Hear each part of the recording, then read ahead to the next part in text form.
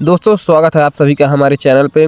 आज का हमारा जो टॉपिक है वो है डिजिटल मार्केटिंग और हमारी पहली हेडिंग जो है वो है डिजिटल मार्केटिंग की अवधारणा। तो सही वस्तुओं, सेवाओं या विचारों को सही लोगों तक सही समय, सही स्थान और सही कीमत पर डिजिटल तरीके से पहुंचाना ही डिजिटल मार्केटिंग कहलाता है। आशा करता हूं आप सभी समझ गए होंगे।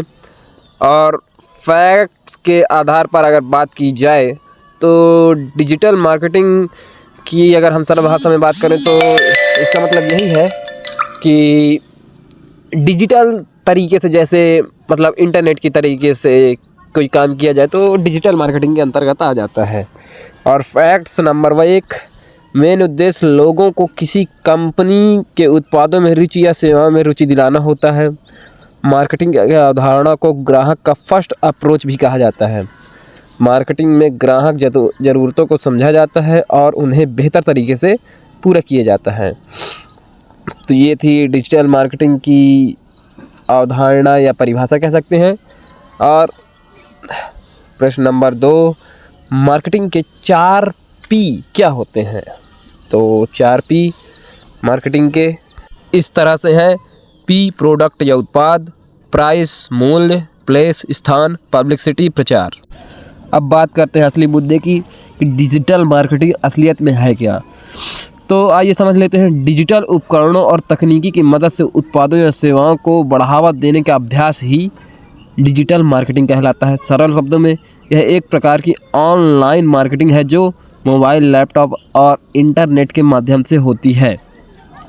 आशा है आप लोग समझ रहे होंगे। अगर समझ रहे हैं तो यार लाइक सब्सक्राइब करना मत भूलिएगा। चलिए प्रश्न नंबर 3 पे आते हैं कि डिजिटल मार्केटिंग के 7 C क्या हैं। तो C नंबर 1 कस्टमर यानी कि ग्राहक, दूसरा कमोडिटी सामग्री, तीसरा कॉन्टेक्स्ट मतलब संदर्भ, फिर चौथा कम्युनिटी समुदाय, पांचवा कंफर्ट सुविधा और छठवां कोहेरेंस कंसिस्टेंसी या सुसंगति और आखिरी कन्वर्शन मतलब रूपांतरण। डिजिटल मार्केटिंग के महत्व को समझाइए। तो साथियों, यह व्यवसायों को अपने लक्षित दर्शकों तक पहुंचाने, बिक्री बढ़ाने और राजस्व बढ़ाने में मदद करता है। डिजिटल मार्केटिंग की मदद से कम विज्ञापन बजट पर उत्पाद को ज़्यादा व्यापक दर्शकों तक पहुंचाया जा सकता है। ब्रांड की जागरूकता बढ़ाने और नए या मौजूदा दर्शकों के साथ उत्पाद की बिक्री बढ़ाने में मदद करती है। तो ये थी डिजिटल मार्केटिंग के महत्व। और चलिए अब समझ लेते हैं difference between traditional and digital marketing, पारंपरिक और डिजिटल मार्केटिंग के बीच में अंतर। तो पहले बात करते हैं पारंपरिक मार्केटिंग की।